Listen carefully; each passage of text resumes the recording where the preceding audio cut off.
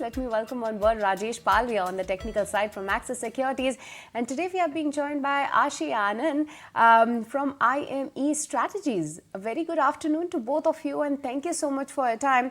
But Rajesh, coming to you to know about the levels that one need to be watching out for, because the market seem to be climbing the wall of worries, and the wall really was 19,000 for Nifty 50 and 43,000 for Bank Nifty. Now that we have surpassed those levels, then what do you believe that this momentum will continue, and which are the next level that we should be looking out for? So good afternoon, Shrishti. We have seen short covering action for both the indices in today's session, and Nifty is now holding above 19,200. So that's the positive development in terms of level for the Nifty. If at all Nifty holds now 19,200 in the coming week, then possibly another round of short covering we can see, and then Nifty may scale up to the level of 19,350 to 19,400. That's again the supply zone for the Nifty. If you look at the technical setup, almost it's coincide with its 100-day and 50-day moving average. So that level needs to watch very closely in the coming week. If at all Nifty crosses above 19,500, then I think this rally can extend further, and maybe we can see ahead of Diwali, we can see a good momentum further towards 19,800 also. But at this moment, 19,400, 500 are the key challenging level for the Nifty on the higher side. On the downside, 19,200 is the immediate support area, but if it breaks those level, then next major support will come at around 19,000 level, as the major put concentration is exists at 19,000 strike at this moment. On the Bank Nifty, again we have seen Bank Nifty again manages to regain its 200-day moving average in the current week.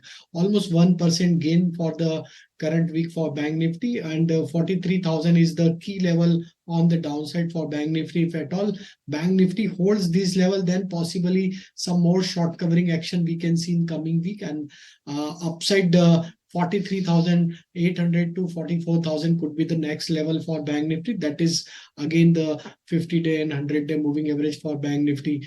But again, still next week, 43,000 needs to watch closely for Bank Nifty. That level is very critical on the downside for Bank Nifty.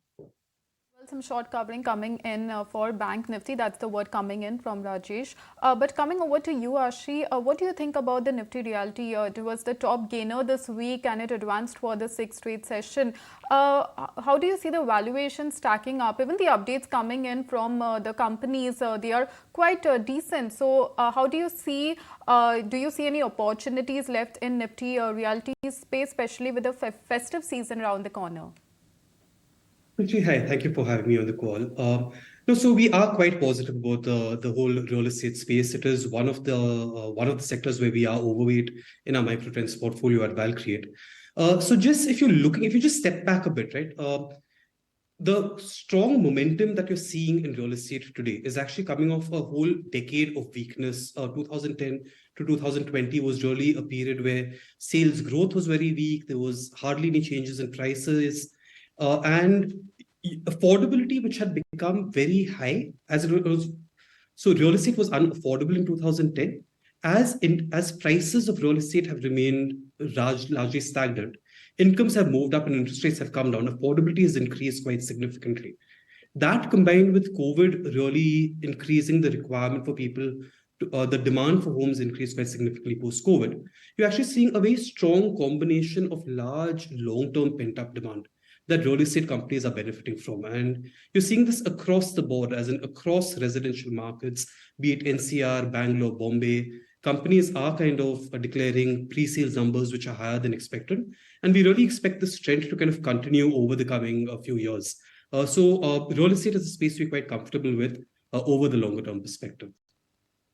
Okay, hi Ashi, this is Shrishti joining in. Great to have you on Your Trades. But what is your take on the healthcare space? At this point in time, how do you see the positioning of this particular sector? Why I ask so is because majorly the earnings from the big pharma names, we have seen a decent set, a couple of them going ahead and upgrading their margin guidance as well. and the commentary is actually on the positive side when it comes to the US price erosion. So at this point in time, do you believe that there are opportunities in the pharma space, as well as what's your take on the healthcare space overall? Because these diagnostic space, hospital stocks, they were all buzzing in the week gone by. So after the correction that we have seen in these names, do you believe that now it's the time to enter for the long term rather? So possibly I'll just take each of these separately because each of these have quite different dynamics. So pharmaceuticals is clearly a space which is looking quite interesting. These stocks haven't really performed very well over the longer term, and therefore valuations are reasonably attractive. What you are seeing and what is clearly helping pharma as of today is pricing pressure, which was quite sharp in the US 6 to 9 months back, has clearly abated. And you also, a number of companies actually benefiting from certain limited competition launches. So Revlimid is a particularly large drug, it's a multi-billion-dollar drug that multiple Indian pharma companies are actually benefiting from. And both kind of revenues and margins on this particular product are quite high. So US pharmaceuticals, especially the US pharma kind of pack, which was quite kind of muted a few quarters back, is clearly seeing a strong uptick. And I think you've seen Cipla's numbers, you've seen Sun numbers. All of these have actually been better than expected. Coming to diagnostics, diagnostics is a space that we aren't really very positive on this from a longer term perspective. While we are aware about the larger unorganized to organized shift that can take place in the space, I think there is a large scope for potential pricing erosion as new competition comes in. Pricing is quite disparate across the board, and how pricing competition will kind of play out while the growth story is very clear. Whether current high levels of margins and profitability can be sustained over the longer term is still something that we are watching quite closely. Healthcare, especially hospitals, is a slightly different animal because out here it's really when you have space for a particular large hospital and to set up a 300, 500 bed multi-specialty hospital, you're talking of capex and hundreds of crores, as in these are very large, long gestation projects. You tend to kind of financials of these companies tend to get impacted while you're doing this capex.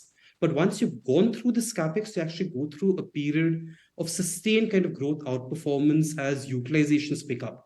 So there's very strong operating and financial leverage that can play through. And as long as you're in this period before you hit the next capex cycle, healthcare is a space that can be quite interesting, especially given the longer term under-penetration of healthcare in the Indian markets. Well, thank you for your view on healthcare stocks. But with that, let's slip into a short break. But stay tuned on the show as we get more answers and clarity on the market outlook going forward from our experts. Welcome back to Your Trades on ET now, and Rajesh, coming to you because I have to ask you on one of the stocks that in this particular week showed a lot of excitement, especially after the earnings, and that is Zomato. Post the earnings, it actually zoomed 9%, and all these investors were actually looking out for the move in Zomato. It was much awaited, and we have seen a 9% jump just on the Friday session. So how is Zomato placed onto the charts? Because definitely, yes, there was a surprise on the earnings front, but going ahead, any surprises awaited on the technical front as well? So very strong buying action in Zomato. Even if you look at the longer term chart time frame also, since last 7-8 months, stock is in uptrend. If you look at the weekly as well as the monthly chart, stock is clearly moving in up sloping channel. That clearly shows that trend is intact on the bullish side. Looking at the near-term, short-term setup, stock now managed to give breakout of its previous swing high of around 114. So looking at near-term setup, if it stocks holds 114 level, then next target on the trading point of view, that is 125 to 128. But looking at the longer term time frame, yes, we do expect this momentum can exceed further. And on a positional basis, 140 could be the next target on the higher side. So those who wants to buy and hold it for positional basis, they can keep their stop loss at 105 for upside target of 128 and then 140. Well, that's the view coming in for Zomato. So yes, coming to you, Ashi, what do you think about the chemical space? We saw companies cutting their guidance, like UPL also cut their guidance this week. So do you see it's the best time to buy chemical stocks? Are you seeing the prices bottoming up for the chemical space, and which segment do you find some value coming in? So chemicals, a little difficult to say at this point in time whether it's really bottomed yet or not.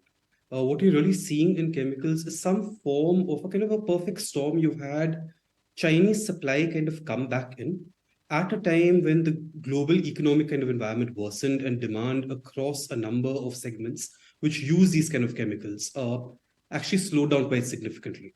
So, as in, it's a perfect recipe for kind of sharp pricing declines. You've had slowing demand and an increase in supply. Now, given the fact that Chinese supply is not going to go away anywhere in the near term, and the global economic environment is not yet very clear in terms of how soon it's going to rebound. Yes, prices have come down, but I'm not yet sure whether you can yet call this a bottom. The longer term story on chemicals continues to be quite interesting in terms of the potential shift of value chains away from China towards India. But I think you're still at relatively kind of early stages of this transition. Now, clearly, within kind of chemicals, our focus would be on more specialty chemicals.